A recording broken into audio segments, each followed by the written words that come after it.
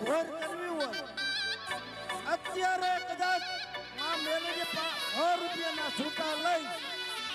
અને ઉડાડજો ઘોર કરી નાખો અને કદાચ તારી જુદા વિરપર વાળી દીધી મેલેડી તમને 200 ની નોટ કરી પાછી ન આપે ને તેથી કદાચ